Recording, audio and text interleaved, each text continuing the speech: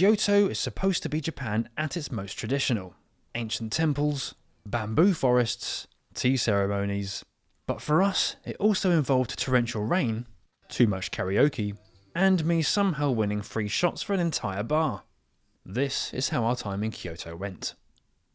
We departed the Izu Peninsula on another Shinkansen, so naturally had to have another Rekiben, with it taking about 2.5 hours to arrive at Kyoto Station. We checked into an Appa hotel. Yeah, come for me in the comments, bring it on. Then headed straight out to explore the nearby Higashiyama district. Our first stop was about a 5-minute walk from the really busy area, so we were able to wander around the Otani Honboyo temple with virtually no one else there. The temple is the resting place of Shinran, the founder of one of Japan's major Buddhist sects, and parts of it date back to the 12th century. Compared to the chaos waiting for us just down the road, it felt very calm. Then there it was, one of the most famous views in Japan, the Yasaka Pagoda. It might not look that crowded right now, but it only got busier and busier as we made our way deeper into the district. I know this area has been getting quite a bit of heat online recently because of over-tourism. Yes, it was crowded, but honestly, I've seen much worse elsewhere in the world, and during our visit I didn't notice anyone behaving disrespectfully. I'm not saying that it never happens, that just wasn't my experience. Very charming, very old Japan looking, although after a while, a lot of the shops do start blending into one giant collection of the same souvenirs. Still, if you persevere through the crowds, you eventually reach Kiyomizu-dera, one of Kyoto's most famous temples, originally founded in 778, and offers incredible views across Kyoto, especially during cherry blossom and autumn season. The temple's name roughly translates to Pure Water Temple, named after the Ottawa waterfall that runs beneath it, not that we saw that, where visitors drink from streams said to bring health, longevity and academic success. I just hoped for survival in the crowds. It might not seem like it, but by this point it had been a very long day, so an early dinner was needed. You may think grabbing food in this area would be expensive, but this ramen place wasn't too bad price-wise. About 2,500 yen for a main and a beer, which is less than £12. More expensive than the ramen I had in Tokyo, yes, but this was Wagyu. And it was also excellent. Chris agreed. Tired and in need of downtime, what better way to spend an evening in Kyoto than a laundrette? At least it gave me time to get through more of my book. The following day began with rain, and I'll tell you now, it did not ease up for almost 12 hours. We arrived at the famous Fushimi Inari Shrine, you know, the one with all the orange gates plastered all over Instagram and TikTok. We got there before 8 AM to beat the crowds, which I'd highly recommend, because even in the rain the entrance was absolutely heaving by the time we left. Fushimi Inari dates back over 1,300 years, and is dedicated to Inari, the Shinto god of rice, prosperity and business. The vermilion torii gates lining the mountain paths have been donated by individuals and companies over many decades, with each donor's name written on the back. The full trail takes around 2 to 3 hours to complete if you hike to the summit. We were there for about 2 hours and did reach the summit, but I don't think we explored every inch of the trail. Escaping the rain briefly, we took a train to the Arashiyama area and grabbed breakfast at a cafe where we both had dashimaki, a traditional rolled omelette, served burger style with rice buns. Then it was back out into the rain to visit Adashino Nenbutsu-ji temple. Founded over 1,000 years ago, this temple is famous for the thousands of stone statues commemorating the dead, particularly those who had no relatives to care for their graves. It has a very quiet, reflective atmosphere, especially in weather like this. There's also a tiny bamboo grove walk here, which I've seen people online claim is an alternative to the nearby Arashiyama Bamboo Forest. What they're not telling you is how small this one is. Those people at the top of the steps are only about 12 feet from the end. Is it worth visiting because of the temple as well?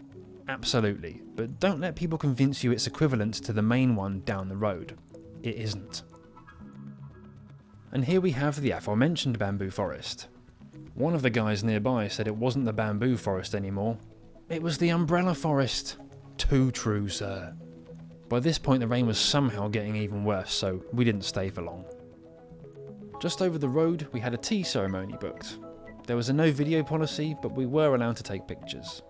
Japanese tea ceremonies date back centuries and are deeply tied to Zen Buddhism, focusing on mindfulness, respect, and appreciating the moment. Every movement is deliberate and carefully considered, which contrasts quite heavily with how I normally make tea. Here's me the next day attempting to whisk matcha for a latte, so you can kind of get the idea. The ceremony itself was genuinely very informative, and I've put a link to the description if you fancy booking the same experience. And of course the tea itself was delightful. Back at our hotel, it had now been raining non-stop for at least 12 hours, but we still needed to eat. And because it is still absolutely belting it down, I bought an umbrella from the hotel. And the good thing about these umbrellas is they only cost about £3, well actually less than £3, and they got a cool little function where when you get back, you whack it in this little machine and it adds a little protective kind of baggie over the top for it. Yeah, but it's super wet now, so we're just gonna get a taxi to the restaurant. We'd had ramen, sushi, and most of the Japanese dishes you'll commonly find at home here in the UK, but not gyoza. Each plate of 8 gyozas cost just 600 yen, less than £3. We tried both the pork, garlic and leek ones, along with the pork and ginger variety. I preferred the garlic and leek personally, but both were top tier. Crunchy on the bottom, soft on the top, with perfectly cooked filling inside. The sides were excellent too, mashed potato and some pork and bean sprout dish. Also, slight tangent, but the mash in Japan is really good. Braving the rain yet again, we went looking for a bar when we stumbled across the Yasaka Shrine, somewhere we'd wanted to see during the day but never got around to. Seeing it illuminated at night was actually really special, with the rain somehow making it feel even more cinematic, like we'd accidentally wandered into the slow emotional section of a Japanese film. Yasaka Shrine dates back over 1300 years and is one of Kyoto's most important shrines, particularly associated with the famous Gyozas festival, one of the largest and oldest festivals in Japan. Bar found, it was finally time to try sake for the first time. Short review, it's alright, a bit strong for me personally. We were the only people in this particular establishment, which meant when the karaoke mics came out, we had free reign over the song choices.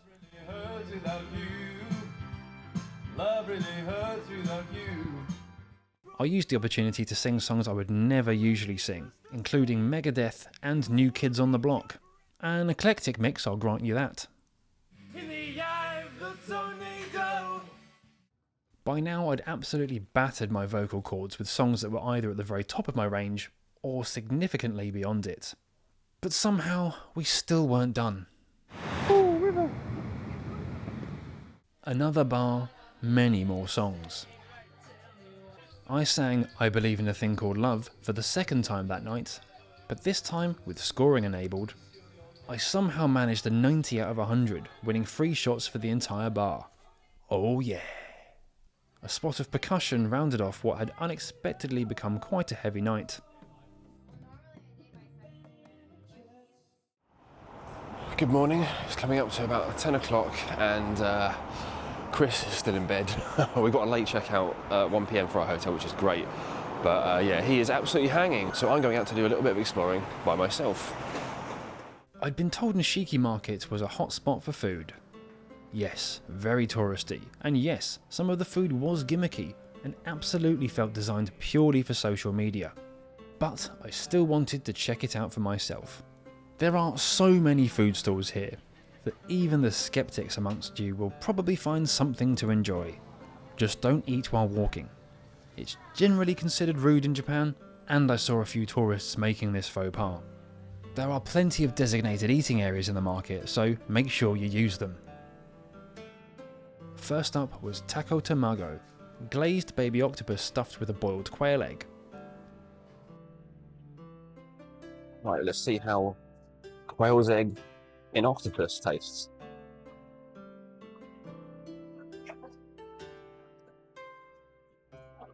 Oh my god.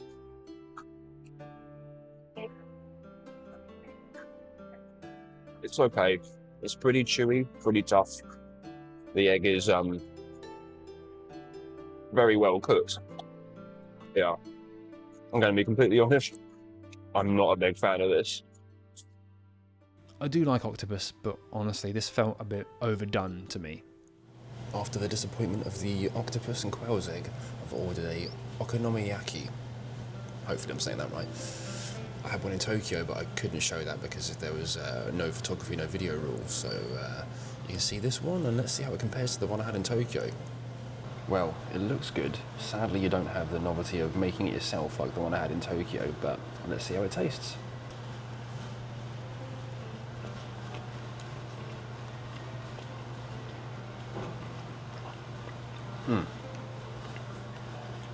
It's good. It's not as good as the one in Tokyo though. It's not got the same depth of flavour, the same crunch. Yeah, so again, slightly disappointed with it. And also there is way too much sauce on this one. They need to lay off the sauce. Last, but definitely not least, was curry bread. Another thing I'd seen hyped online. Unlike the octopus, could this one actually live up to expectations?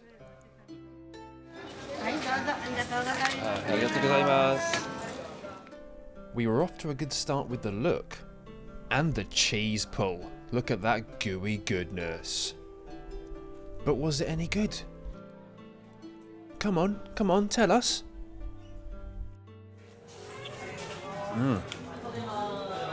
Obviously you get the crunch from the breadcrumbs and the sesame seeds, and the curry is not so overpowering, it's relatively subtle, but there's a sweetness and a nuttiness that comes through as well, and that's really good. That's easily the best thing I've had here today. Finally, success. Third time lucky. With lunch done, we were done in Kyoto, and once again boarded a Shinkansen towards the next stop on this Japan adventure. So, my final thoughts on Kyoto. Is it overcrowded in certain areas? Yes, absolutely, but honestly, I've experienced worse elsewhere. Not that that necessarily makes it okay, and even with my limited understanding of Japanese culture, I can understand why the locals would find it frustrating. Overall though, I really enjoyed what we saw, even if day 2 was a washout weather-wise. And again, I think we missed out on a lot of sights. But, you know, when you have a day job and only a limited amount of time to take off on holiday, it's a trap that's very easy to fall into, you know, of just rushing things and trying to cram in loads of stuff into a relatively short space of time. And it is a trap that I repeatedly fall into. Here's hoping I can travel full-time one day. I hope you enjoyed this video, and join me for the next one where we make the short trip to Osaka. Have a good one, and I'll catch you next time.